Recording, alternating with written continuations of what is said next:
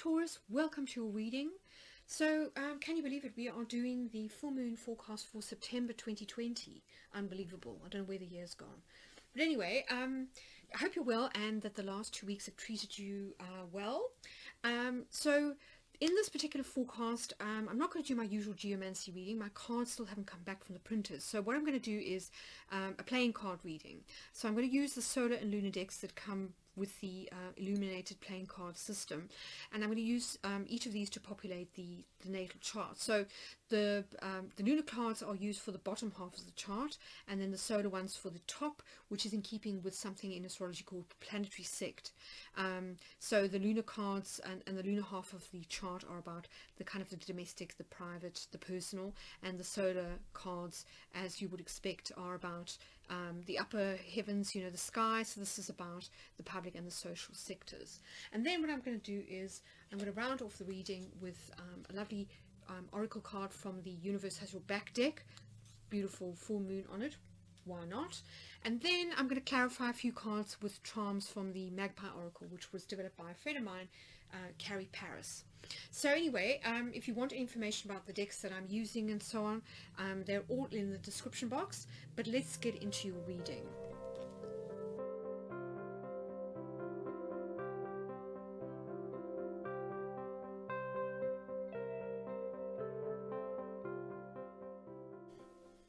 Okay, so let's get into your reading, Taurus. Okay, as usual, we'll start with that, with the full moon. So at the full moon, we're going to be having the sun here in Virgo in your 5th house, and the moon will be in your 11th house of friends, social media, and kind of group situations, group dynamics. So the moon in Pisces is represented here by the 5 of hearts. This is the 5 of cups. So it seems as though there's some sort of disappointment, regret, or loss when it comes to friendships and kind of group dynamics. We'll sort of clarify more as we're kind of going along. Here on the other side, we've got the sun in Virgo, and here we've got the 7 of wands. This is the 7 of clubs here. So this can be one of two things. We can either see it as being about kind of vigilance, the need for boundaries, that type of thing, but it can also be about sort of beavering away, you know, working hard at something, persistence, paying off. So 5th house is creativity, it's holidays, it's also things like children and new love affairs, and you know, as I said, the 11th house is about group dynamics and friendships. So it seems as though you need to kind of strike a balance here between these two things. And it's interesting because we've got the Queen of Swords in your 1st house. So the Queen of Swords is quite sort of no nonsense. She kind of is very clear about boundaries. She also sometimes can be a little bit what's the word, strict. So I mean, maybe there's been sort of like a some kind of falling out with a friend, and maybe you felt that they were overstepping the boundaries and you've had to be quite firm about them, and that's why we've got the 7 of wands here. But equally it could be that maybe things haven't sort of panned out because you're not in your heart space, that you're being a little bit severe. I think that's one way to sort of explain the Queen of Swords. But yeah, let's get into the reading more and see what else comes up. So here in the 7th house of relationships, we've got the 6 of Pentacles. And this is all about reciprocity. So reciprocity in relationships. So maybe something was out of balance. You know, the 5 precedes the 6. So it could be that something was out of balance. You know, maybe there was not... maybe there was sort of assumptions made, or things were kind of, what's the word? There was a confusion because we've got the 7 of cups here in the 3rd house of communication. So I do feel this is about expectations, possibly assumptions or expectations that were a little bit out of kilter. Maybe you had one sort of thing in mind, somebody else had something else in mind, and it's a case of never the twain shall meet, or just you're not on the same page. So that it could just be a miscommunication of some kind that's kind of happened. And this could also be why we've got the Queen of Swords here. There's a need for clarity, for kind of discussions. But anyway, generally speaking, this full moon energy should work in your favor because it is water and earth energy, and you are an earth sign. Now, what's interesting about this full moon for you, Taurus, is that both the sun and the moon will be making positive aspects to Uranus in your sign, so here in Taurus. Now, Taurus is retrograde, and so I think the way that it's likely to work is that it's going to bring about internal shifts. Uranus is all about positive changes, particularly when it's well aspected by the luminaries. So I do feel as though this is about a change of perspective. It's kind of aha moments coming about. And this could also be why we've got the Queen of Swords here. This is clarity. So I do think that there's been some kind of assumption made, or a misapprehension that's led to confusion and possible disappointment, shall we say. And I think it's simply about a shift of perspective will kind of put you back into balance. So that's the first thing to say. Now, the second thing is that just before and just after this full moon, we have a series of trine aspects between Mercury, which is also here in Virgo in your 5th house, and three outer planets in Capricorn. So Capricorn for you falls in your 9th house. So it's interesting. We've got the 10 of Wands here in your 9th house. So I do feel as though there's some kind of belief, a shift in belief that needs to happen. Also these 3 planets are retrograde at the moment, and if we think Mercury is the planet of intellect and of kind of mindset and communication, I do feel as though there needs to be some kind of shift here, clarity brought about through a shift in perception. So this is perception, both in the 3rd and the 9th houses. So, the 3rd house is all about communication and kind of logical thinking. And then the 9th house is about kind of learned experience, wisdom, gained either through consultation with, people who are wise, like spiritual mentors or a spirit guide, for example. But I feel you're a little bit blocked in this area. We've got the 10 of Wands here in your 9th, and we've got the 7 of Cups in your 3rd. So I do feel as though you need clarity. You want clarity, and I think that you'll get it if you shift your perspective and you stay open-minded, because let's face it, Taurus, you can be a little bit fixed. You are a fixed sign, and sometimes that can mean you can be a little bit stubborn. So I think there's a need here to just shift your perspective a little bit, and I think that insights and clarity is coming perhaps through other people, through things that you see in your environment, maybe some signs, some signals that your spirit guides are kind of talking to you. And I think that this shift in perspective will lead to a regaining of balance, because that's what I feel that it is. Something is just a little bit off balance, and that could also be why we've got the 6 of Pentacles in your 7th house. There's no point in kind of being all give, and there needs to be reciprocity, in other words, in relationships, and there needs to be a kind of a mutual affection or regard. And so you can't sort of expect things to be in balance if the other person doesn't want the same things that you do, for example, or has different ideas about how relationships work. It's just a need to balance give and take within relationships.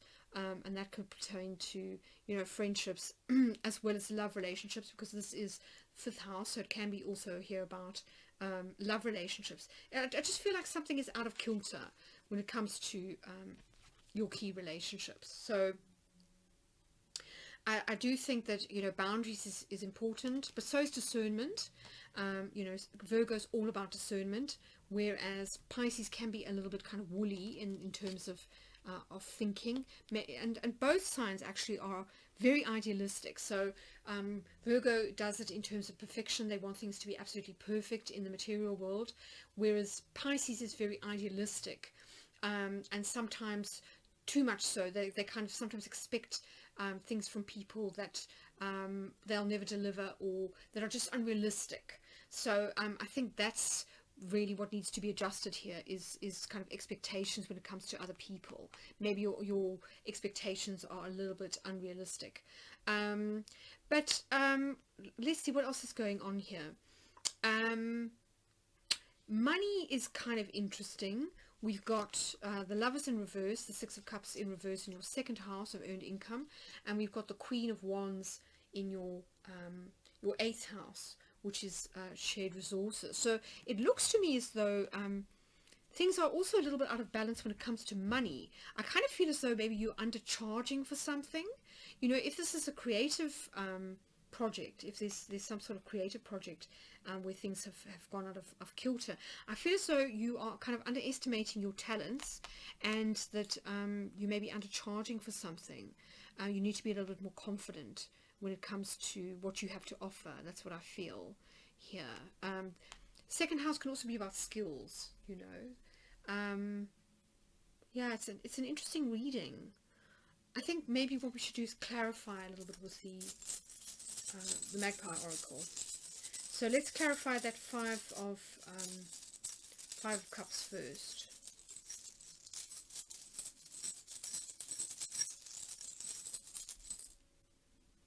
Yeah, interesting. Definitely matters of the heart. So I definitely think this is a friendship of some kind, where you sort of feel a little bit disappointed. You feel like a friend has kind of let you down. You're just not on the same page.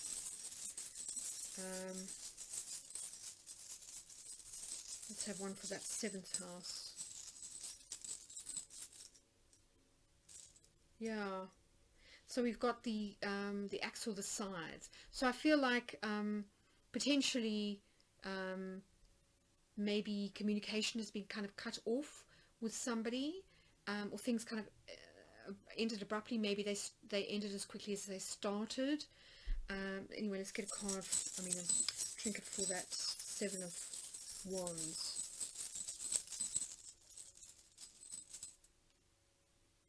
Okay, that's pretty nice. So this is the clover, the four-leaf clover. So this is about luck. It's about a change in circumstances, a surprise. So yeah, I do feel as though with that Mercury in Virgo here in your fifth house, I do think that a shift in perspective will make you realize something, and it'll be like, oh, okay, you know, it'll be quite a nice sort of like realization.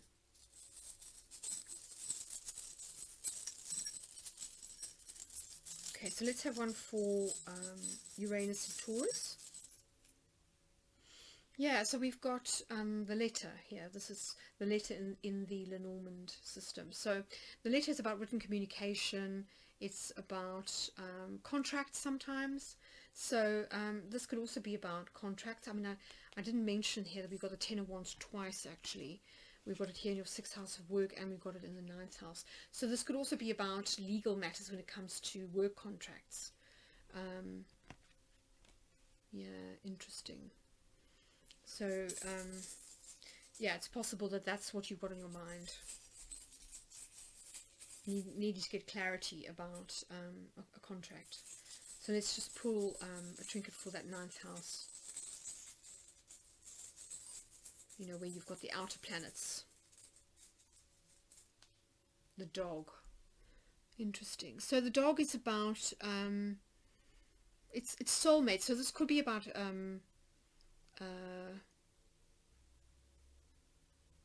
yeah, interesting. It could be about loyalty, you know, in terms of a soulmate, somebody who you've got a kind of meeting of the minds with, or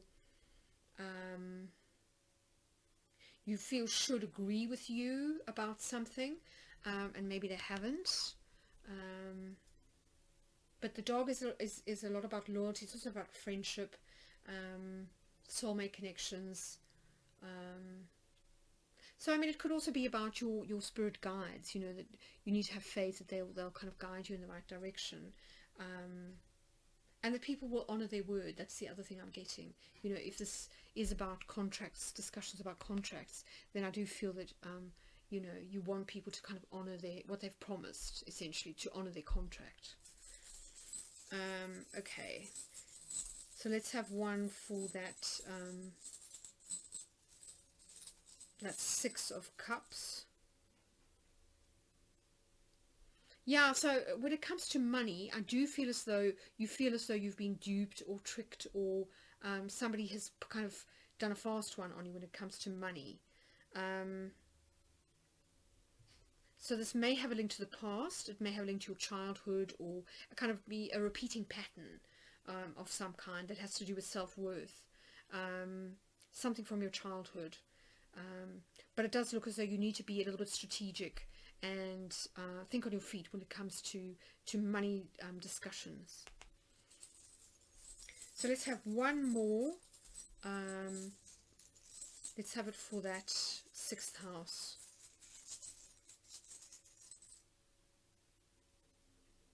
Wow, so we've got the Fish.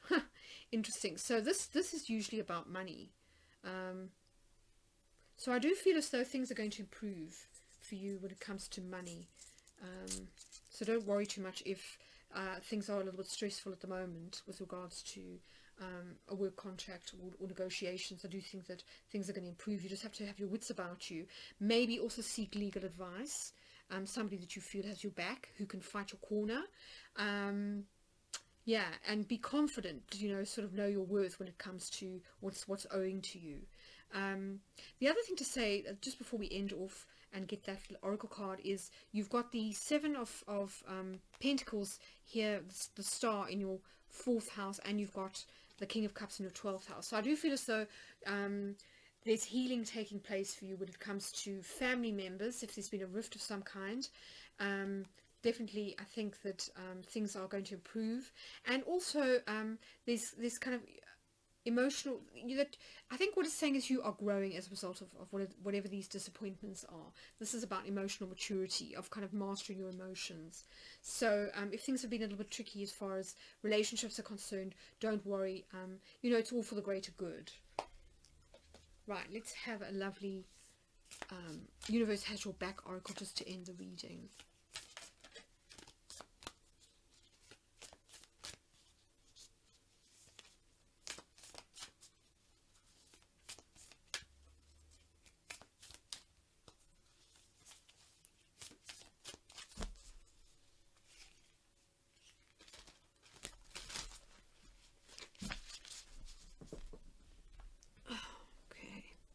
Wanted to come out.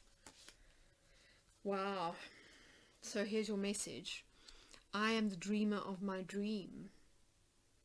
Pretty deep, but I think very fitting, considering that this is a Pisces full moon, and of course Pisces is all about imagination, the dream realm, imagination, inspiration, you know, all that good stuff. And of course the flip side of dreaming is illusion. So I think this reading is all about coming out of illusions,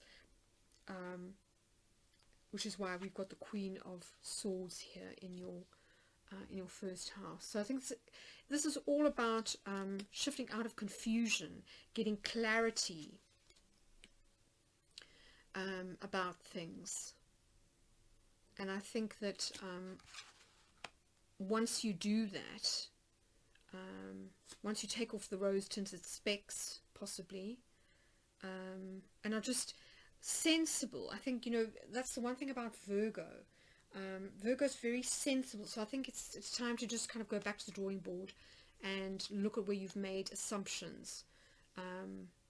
And then I think that from there things are going to flow very nicely. And also we've got the 3 of Pentacles here in your 10th house. So I do feel that if things have been tricky when it comes to work, I think that things are definitely going to improve. This is the card of things, of people being willing to work together with you, you know, to sort of sort things out.